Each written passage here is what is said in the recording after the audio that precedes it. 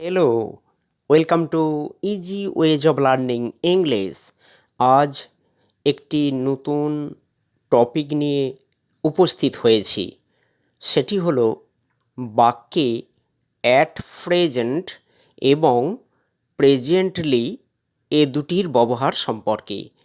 প্রথমে at present এর ব্যবহার নিয়ে আলোচনা করছি। প্রথমেই জানতে হবে অ্যাট প্রেজেন্ট এটা কি। অ্যাট প্রেজেন্ট এটা হলো একটি এক্সপ্রেশন, এটা হলো একটি ফ্রেজ। এর অর্থ বর্তমানে বা এখন।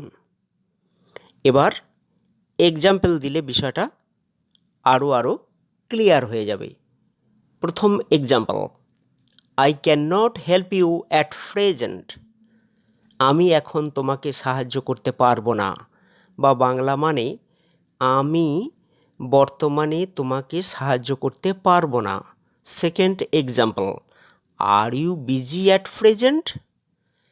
এখন তুমি ব্যস্ত, বা এভাবে বলা যায় বর্তমানে তুমি ব্যস্ত।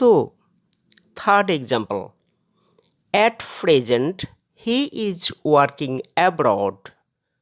বর্তমানে সে বিদেশে কাজ করছে, বা এভাবে বলা যায় এখন সে বিদেশে কাজ করছে। এবার আমি প্রেজেন্টলির ব্যবহার, বাক্যে প্রেজেন্টলির ব্যবহার নিয়ে আলোচনা করছি। প্রেজেন্টলি এটা হলো একটি অ্যাডভার্ব।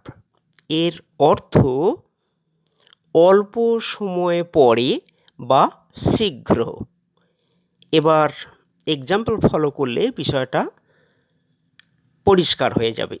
প্রথম example, I shall return presently. আমি অল্প সময় পরে ফিরে আসব, বা এভাবে বলা যায় আমি শীঘ্র ফিরে আসব।